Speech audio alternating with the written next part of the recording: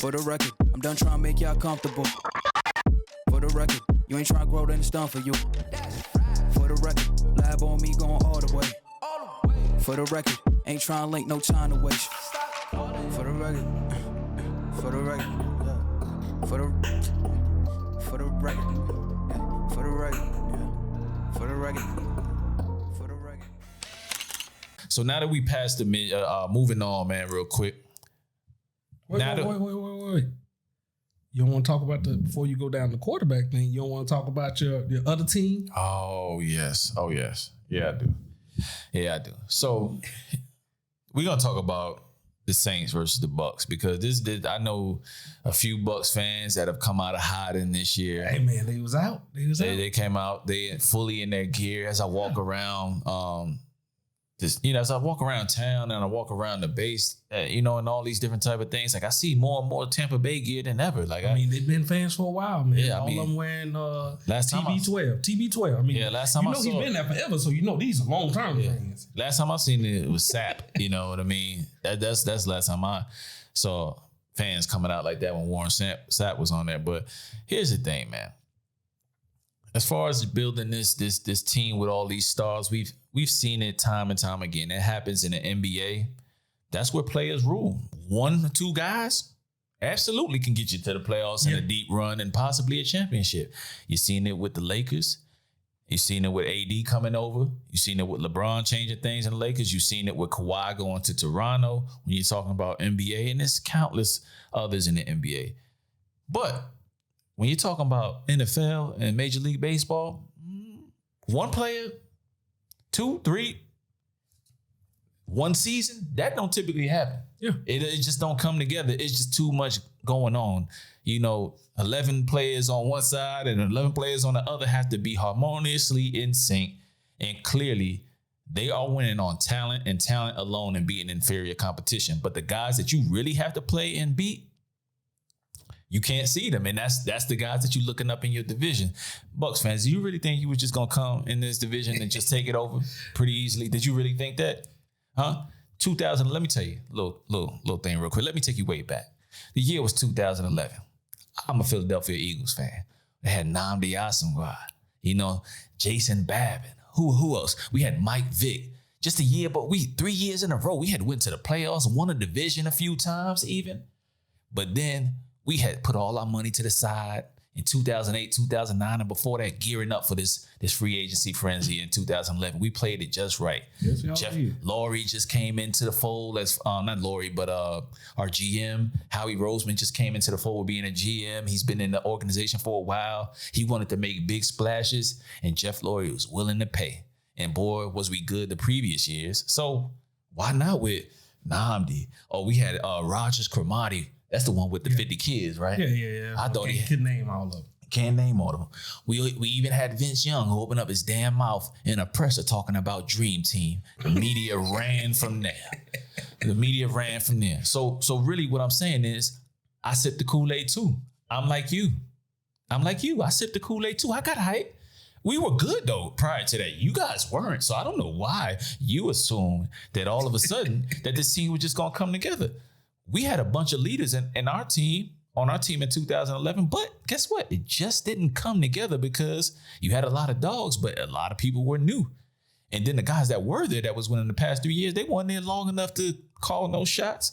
So obviously it didn't come together like Andy Reid thought it was. 3 quarters into the season, we 4-8. Dream team over. Dream team over. We ended up winning the last 4 games of the season, ended up at 8-8. We didn't make the playoffs. We never have done that again since then. We made small moves here and there, but we never made splashes like that again. And that just goes to show you that does not work in the NFL. You can't plug and play AB. You can't just plug and play Gronk. Tom Brady is still learning the offense. And again, where you guys are right now, you're gonna make the playoffs. You're gonna make the playoffs. Yeah. But are you going to beat a Green Bay? Are you going to beat a Saints team? Here's the thing: styles make fights. This is a classic case here, and I want to get this off. It's a classic case of a system beating just putting together some superstars and expecting it to happen. This is a classic case. And oh, by the way, the Saints have some dogs on that offense. Like, come on. Like you can't act like it's the talent discrepancy is off. But these guys have been in that system. So you're going to get your ass handed to you. The only thing that I will say is it's difficult to beat a team 3 times. And if the Bucks are learning at a super increased rate as the season wears on and gets to win some of these battles against some of these good teams, then I may change my tune. But right now, to be beat by your division rival, the first game, okay, it was kind of competitive, but Saints pulled away. But to be beat 38-3 and you barely scored with maybe in the last quarter, that's terrible. You guys got to be licking your wounds. You got to be thinking twice, because if you run into this Saints team again, I'm not giving you a shot. They got to be perfect. You got to be. I'm not giving you a shot. Like you're saying, if you building up these teams, you got to come with the people who are gonna go out and excel on the day-to-day, being perfect at everything they do. Shout out to our one perfect Tampa Bay Buccaneer, sucker. Perfect 100 out there. Hey, AB coming out there. He getting a little bit. He wasn't supposed to just own it. Well, everybody was expecting him to own it, but this was first game. He had some respectable numbers. He got 3 catches, 10 yards average on each one. So I think they're up and coming. I think they still got work to do, but they getting there. They getting there. Still the words out of one of a Grammy nominated artist. Let me stop. Roy Jones Jr. Y'all must have forgot when we talking about Drew Brees and what he does out here. Yeah, he may not have as many chips as Tom Brady, but he is as accomplished when it comes to them numbers. That is very. When it comes to them numbers. So you think he wasn't taking that shit personal? Yeah. You just gonna come into my division and run and wreck shop? Hell no. Yeah. I don't care if you're a competitor. That's how you feel. So he may not say it. Speaking of these competitors, and you saying like these top tier, does this move certain people out of your top tier for your quarterbacks of this year? And then who would you say are the top quarterbacks in 2020 right now? I mean, Tom Brady and Drew Brees are still on my list, regardless, because like I said in previous pods, you got Tom Brady for when you get to the postseason, when you're in the playoffs. For 4 games, if I had to bet on anybody being magical, it would be him. So that's what you got. You got for however you get there. You will want to win a division and play less games. But right now, they're not going to be the number 1 team. And how the rules have changed, you're going to have to play, 4 games to get, 3 games to get to the Super Bowl. And you're going to have to win that 4 to win it all. So it is what it is. They're going to have to do what they got to do. But he's still on my list. Yeah. Right, man. I mean, tonight he's going home, listen to some Michael Jackson, Man in the Mirror. He's going to talk to the person that's causing the problems on that team. He's going to get right. He's going to get right. So, kind of moving on to, do you got anything left for this Bucks versus... I ain't got nothing. I was going to talk about these quarterbacks. I'm ready to talk about these other quarterbacks over here. So, top quarterbacks, man. All right. So, yeah, we passed the midway mark a week past. Aaron Rodgers. You got him? Aaron Rodgers still coming out there. I know he had the one bad game against the Bucks, but other than that, he's been on point. They were 13-3 last year, and that's with a put together defense. But they lost Clinton Dix last year. They traded him midseason, I believe. So yeah, man, like he's just been doing it, and people were saying he fell off then. At 13, how you fall off? He's doing it with like really just one receiver. Yeah, and they build up the rest of the guys. He got one receiver. Think about if they actually gave him more weapons. If they gave him more weapons. It's Green Bay, they won't. But that's just what we talking about. Like I don't have a whole lot of stats here, and I'm sure Press is gonna back me up with some stats here in a few. I always do. I'm going off of the eye test from year after year. And we got one younger guy. I got one younger guy. So I got Russell Wilson, Aaron Rodgers, Patrick Mahomes. Because who? Patrick Mahomes, the $1 billion man. Hey, listen, man. Super Bowl MVP, regular season MVP, 2 years in a row, 3 years in the league. You got my respect. Tom Brady, Drew Brees, and Big Ben. Those are the guys that I feel. And I'll leave out Patrick Mahomes for a second, and I'll tell you why. Those guys, I feel like no matter who you put on their squad, running back, It don't matter. Look, Russell Wilson, for example, they traded away that whole damn Legion of Boom. Yeah. And where they at? Same position they always been in. If they get in them playoffs, he's making you don't want to see players out of players that nobody thought was gonna be anything. DK Metcalf and everybody thought like it's just he's just a draft like he's the draft sweetheart at this time. Yeah, they were comparing him body wise to T.O. And some other guys that kind of fit T.O.'s frame as far as just being bulky and that damn athletic. I didn't buy into the hype because it's like you said, the combine, okay, you're not playing football. You got to go off the tape, and that's always what I've gone off of, not the measurements of a guy's biceps and try. I don't give a shit. You know what I mean? But to your point, he makes something out of nothing year in and year out. And what can you say about Russell? He got, 28 TDs right now?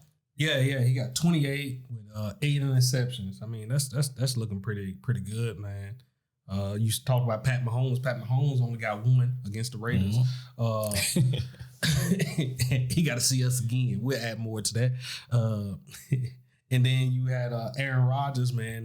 He got like 2 on the year. So that's what we're looking at, man. These quarterbacks. Big Ben is undefeated. I still don't get I'm not really sold on the other one you talked about. Big Ben? Yeah, Big Ben. You don't like Big Ben because he caught a rape charge, or what you would feel is a rape charge. You've been holding that against Big Ben for years.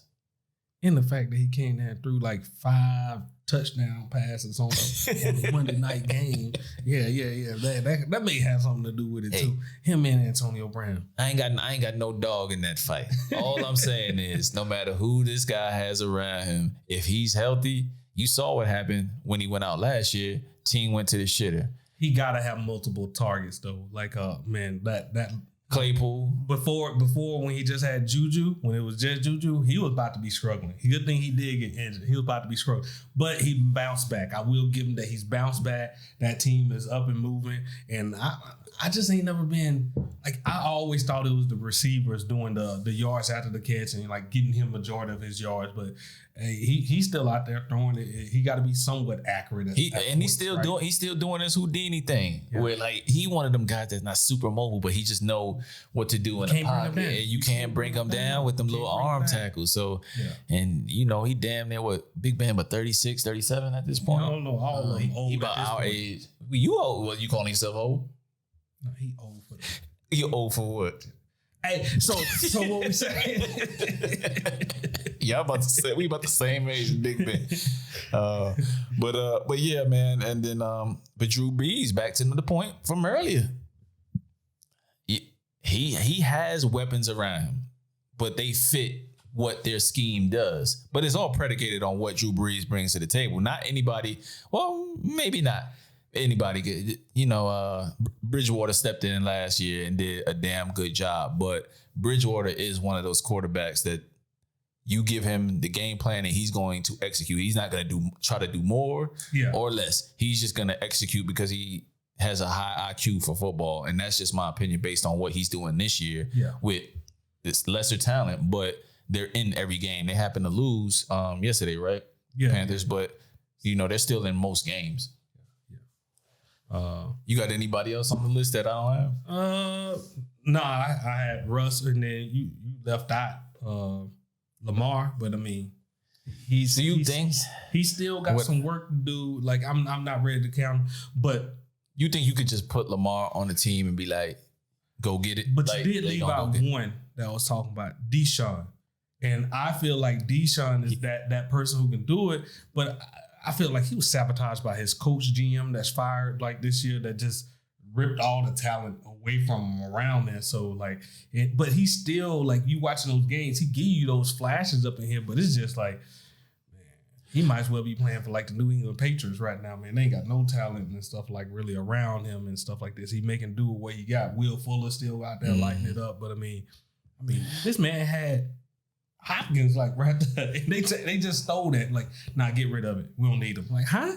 That's crazy. It just goes all because of they couldn't work together in a disagreement, which was nonsense. But I had Deshaun Watson on my fringe list, but it's just because I get what you're saying. Yeah, These other ones, like they operated with less, and they're still doing it. And he got stuff taken away, and he's kind of struggling a little bit. But I feel like he still will bounce back. But I can see why you would have him on the fringe. And then, yeah, that's about it. But everybody else in the league, not that they're bad quarterbacks, or I don't have anybody else on my fringe list. It's just because these guys may be younger in their career and I haven't seen it over time. So that's why they didn't make the list. But these old faithful guys here, tried, true, and tested, man. Yeah. But yeah, man, with that said, man, let's move out this top quarterback segment and we're going to move on to some music. Yeah, I mean, can we get an honorary mention for Derek Carr, a.k.a. Christian McCaffrey's first cousin, out here just jumping over people and everything. He just wowed me every week, man. Can I just say that? No. Fade this out. Fade it out. Fade it out.